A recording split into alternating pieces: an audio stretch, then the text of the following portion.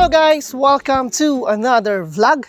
And for today's vlog guys ay i-review natin ang ating Mitsubishi L300 FV Dual Aircon 2024 model.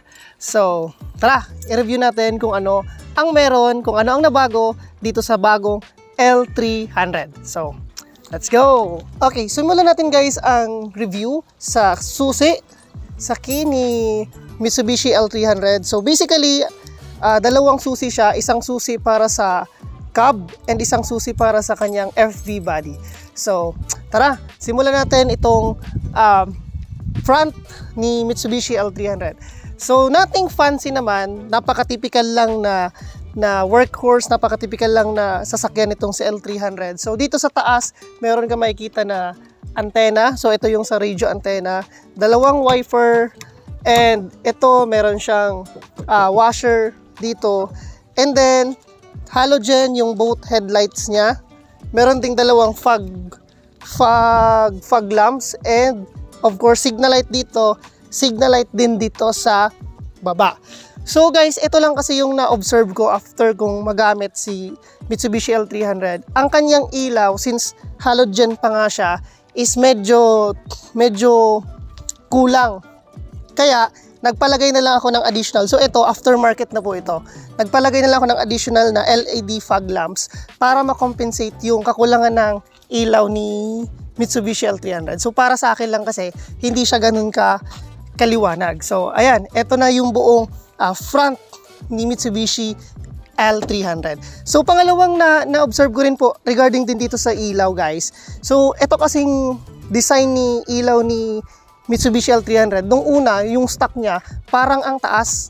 So, yung mga nakakasalubong ko, parang galit na galit sila kapag natututukan. Kahit naka-low beam ka lang, parang naka-high beam ka na. So, pero, mayroon naman siyang adjust, na-adjust naman siya. Kaya, madali lang naman siyang bigyan ng solusyon. So, yan. Ito na yung front profile ni L300. Punta naman tayo sa side. Alright guys, so dito naman tayo sa side profile ni Mitsubishi L300. So basically, hati siya. So ito yung cab, ito yung FB body niya. So dito makikita natin side mirror. So napaka basic, wala siyang power adjust, manual adjust lahat. And yung tires niya guys, naka-rim siya, rim type, and rim 14 siya. So maliit lang yung tires ni Mitsubishi L300. So basically, siguro ang reason kung bakit maliit lang to, para kapag nagme-maintenance ka na, kapag magpapalit ka na, hindi gaano kamahal. So tipid ka. Okay? So sa body niya naman, ito yung body niya. Ito yung body niya, another rim 14 tires, and may dalawa siyang bintana. Okay, so ito lang naman yung side ni Mitsubishi L300. So punta naman tayo guys sa likod. Alright guys, so ito naman yung itsura ng likod ni Mitsubishi L300. So basically, meron siyang chrome na door handle, and ito na yung mga ilaw niya, signal light, brake light, reverse light, and meron din siyang apakan. So step dito, and meron siyang badge, meron siyang emblem na sentro. Ito yung maker ng body ni L300. And then two-door din pala siya. So nabubukas siya. Ayan. And pwede mo siyang buksan ng sagad. Ayan, nabubukas siya ng sagad. And ito, nabubukas din ito. Meron lang siyang lock dito. Nabubukas din siya. So kapag meron kang malaking cargo, malaking bagay na ikakarga dito sa L300, so fit na fit siya dito sa loob kasi nabubukas yung dalawang door niya. So two door siya. So yan, pasukin naman natin yung cab ni L300. Alright guys, so dito naman tayo sa loob ng cab ni L300. So buksan na natin. So dito sa pinto guys, makikita nyo, meron siyang nakalagay dito na sticker, diesel Euro 4. So ito yung lock niya, lock and unlock niya. Ito naman yung door handle niya, plastic. And meron siyang parang leather na upholstery dito. Meron din door handle dito. And ito yung manual na open and close ng window ni L300. And meron din palang speaker siya dito. So bali dalawang speaker niya, left and right nitong sa cab. So let's go, pasukin natin ang loob ni L300. Okay guys, so ngayon, paandarin na natin itong si Mitsubishi L300. So, ito yung lagayan ng susi niya. Ayan, and let's check yung engine. Alright. Dito pala guys sa loob ni L300, ito lang yung makikita natin. So, makikita pa rin natin yung manipis na steering wheel ni L300. Ganito pa rin yung tulad pa rin ito ng mga old model na L300. And dito, meron siyang yung logo ni L300.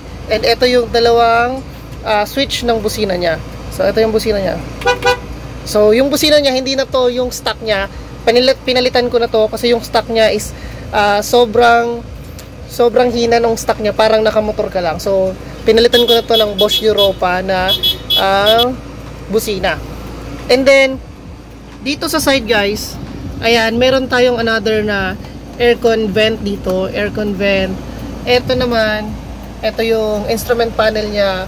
Dito is yung aircon vent ulit. And switches. Ito yung sa radio.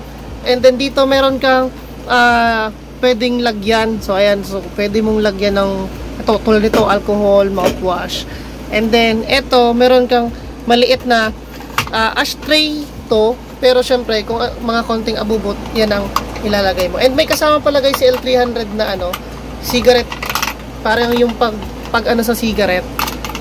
Ayan. Pero since hindi naman tayo nag-iose, hindi natin to kailangan. And meron din siyang ayan, 12 volts na power outlet. And then meron din siya guys dito na glove box. So ayan, glove box. And another aircon vent dito. And sa baba nga nito guys, kung gusto mong fresh, may air din sa paa mo, eto, meron siyang control dito. Ayan, aapakan mo lang.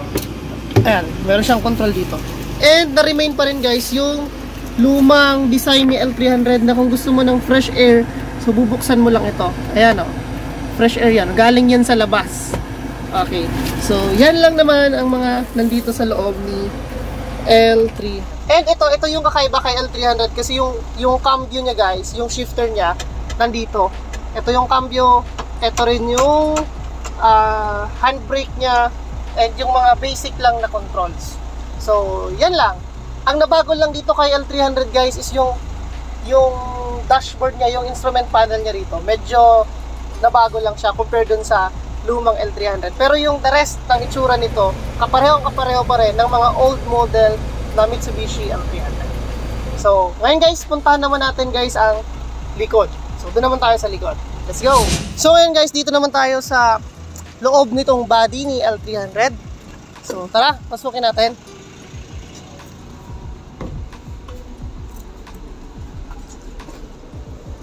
So, ngayon guys, dito nga sa loob, napakasimple lang ng upuan nito. So, jeep type siya. And no-fold niya ito guys. So, ayan, no-fold siya. Kung gusto nyo cargo yung pangarga nyo, so, pwede nyo siyang i-fold. Ganyan. And the same din dito sa kabila. Okay? And itong unit nga natin guys, ito ay dual aircon. So, dalawa ang aircon nito. Isa sa cab and isa rin dito sa body niya. So, ito yung aircon nito. And marami rin siyang mga aircon vents dito. And dito open nga po pala to guys. So, nilagyan ko lang ng plastic dito pero open siya. So, pwede kayong magkwentuhan ng driver sa cab. And makakapasok din yung lamig sa cab galing dito sa body. Okay? So, eto, wala namang masyadong fancy. Talagang typical lang na sasakyan itong si L300. And meron din pala dito siya sa taas guys na isang ilaw. So, meron siyang isang lamp dito. Okay? So, that's all guys sa walk around natin kay Mitsubishi L300. Okay?